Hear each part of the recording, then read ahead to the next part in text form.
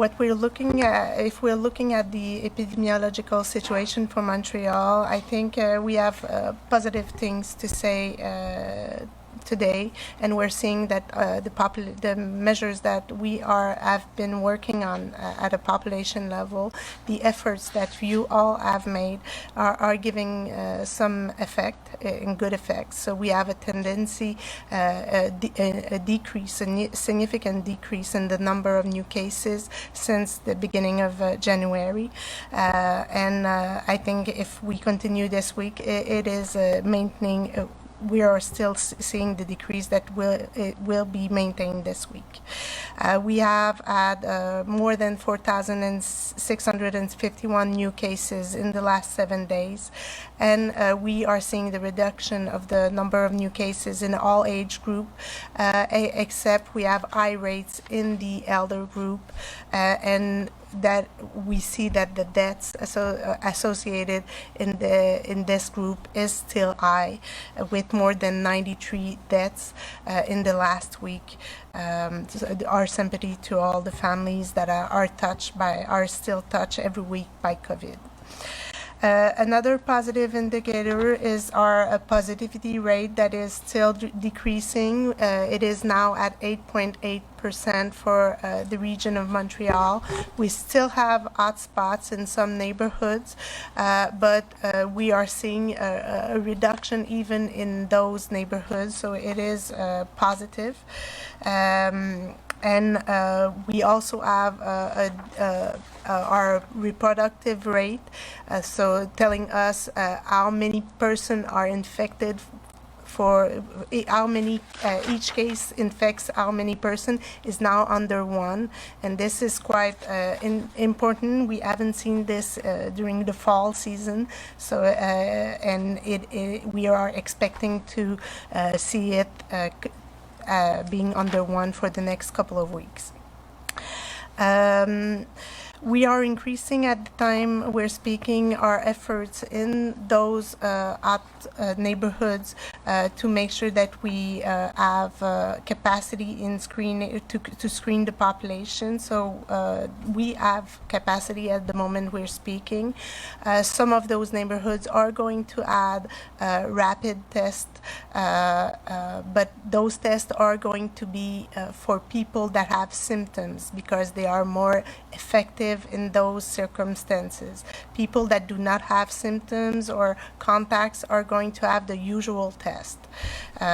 So we're going to see progressively those tests being implemented in in some neighborhoods. And of course, we still have to increase the screening in those neighborhoods. We have what we call brigades, or people going in the community to make sure that the people know where to go, how to have to know where to go to have their test, and to make sure that the information is available in different language.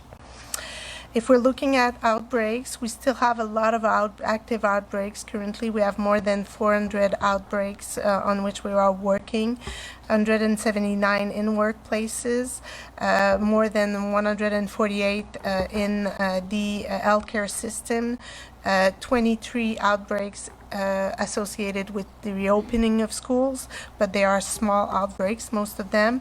And we have the outbreak on which we are working that is quite complex, is the one with the homeless population. At the time we're speaking, we have more than 274 cases since the beginning of December associated with this outbreak. In the homeless community, 192 touching mainly the homeless people, and 82 workers in this community. So we have massive action plans to control the situation. We're doing screening in different community organizations and shelters. We have also started the vaccination this week with more than 400 homeless persons that have received the vaccine, and more than 200 workers, community workers also that were vaccinated in this operation.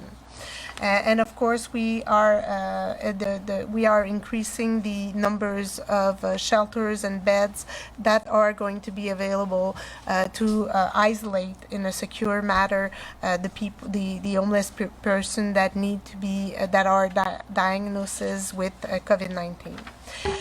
So the situation is going on the in the right direction, but at the same time, I want to say that we still have high incidence rate, and our healthcare system is still tended and in tension with high hospitalization rates and people in intensive care units. So we will have to do some efforts in the next couple of weeks to maintain this tendency and to make sure that we get back to a level where we are more comfortable and we regain the capacity of our healthcare system. So thank you everyone for making those efforts, those collective efforts. Thank you.